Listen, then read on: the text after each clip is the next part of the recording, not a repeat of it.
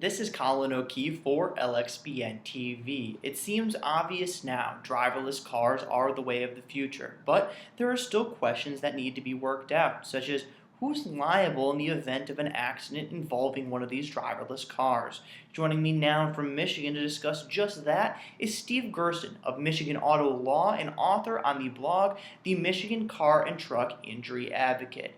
So, Steve, let's cut right to the chase. Who is liable in the event of an accident involving one of these driverless cars? That's a good question, isn't it? Because they're just starting to appear on the roads. So there are two types of laws that would apply. The first is the traditional areas of law that would apply if someone were involved in a car accident. And then the second are those states like Michigan that actually have new laws specifically aimed at driverless cars. So let me start with the beginning, with the traditional.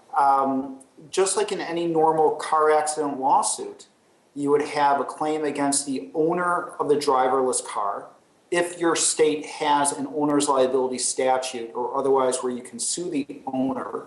You have a really interesting claim against the driver of the car, which is really interesting if you think about it, because how can you sue the driver of a driverless car? So that's going to be fascinating to watch how that gets litigated.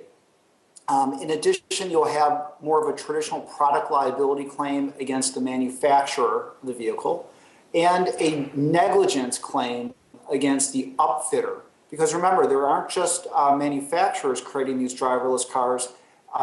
The majority of companies are actually upfitters, which means they would be converting traditional cars and trucks into driverless vehicles. You then have, like I said, states like Michigan that in 2013 passed its own driverless, basically liability legislation, one of the few states in the country.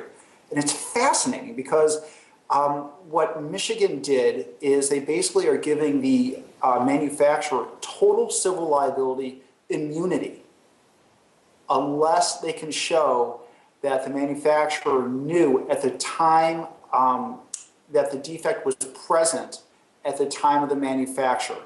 So it's basically blanket immunity unless you can show that the manufacturer knew or that the defect was present at the time it was manufactured. Which brings us to the most interesting issue of all, which is you have now this race between technology leapfrogging ahead of the laws and legislation.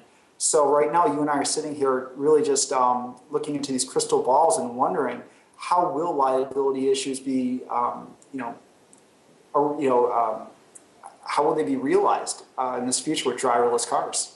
Definitely. We'll have to see how all of this plays out. But to forecast or opinionate here, what is the ideal solution for liability in such cases? I saw you wrote and put out a couple of proposals. What do you personally think, as an advocate for injury victims, should be the solution for liability involving driverless cars?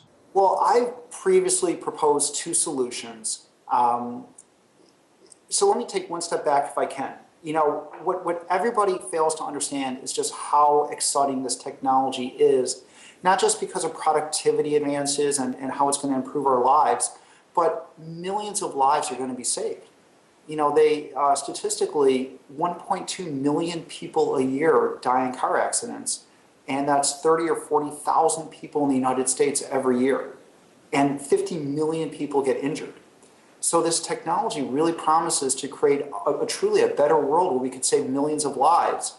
So what I've said is you need to strike that balance between protecting an emerging technology that really has tremendous promise with still allowing compensation for people who are injured because of driverless vehicles, because we know no matter how good the technology will be, there will still be injuries and deaths with autonomous vehicles. So what I've proposed in the past is one of two things. Either one, some kind of general compensation fund, very similar to what we do now with vaccines, where a certain number of dollars from every driverless vehicle would be put in this fund, and that fund would then be available for people who are seriously injured and killed because of driverless vehicles. There was one huge drawback to that one, though.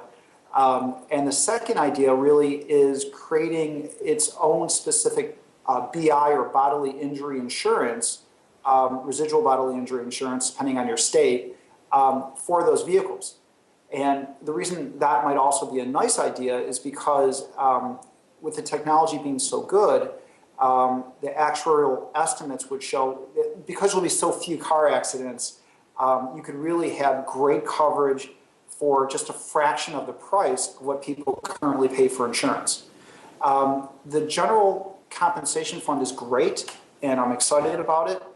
But if you've been watching the news with these GM ignition switch cases, it highlights the one huge drawback, which is without litigation, without a lawsuit that was brought, we wouldn't know about this with the GM ignition switches. And it was because of the civil justice system that we found out about it. So you don't want to create, I would say, a perverse incentive for manufacturers that in a rush to bring defective products to the market, whether they know about it, like in the Ford Pinto or maybe with GM, or even not, but because they didn't do a proper investigation, where we're shielding them from giving them total immunity for rushing a product to the market to beat everybody else. So those would be the two solutions I have. Both have their strengths, both have their weaknesses, like everything else in life. But I think that's the right way to strike a balance between protecting victims and creating, I think, room for this amazing new technology that hopefully will make me obsolete to become available. Absolutely. It's going to be interesting to see how this all plays out. As you mentioned, these are some amazing pieces of technology, and it's definitely going to make the world a safer place. But of course, there are still some wrinkles to figure out along the way. Once again, that was Steve Gursten of Michigan Auto Law for more of his insight on driverless cars and other topics in this area. Be sure to visit MichiganAutoAccidentInjuryAdvocate.com. Thank you for joining me today, Steve. Thank you.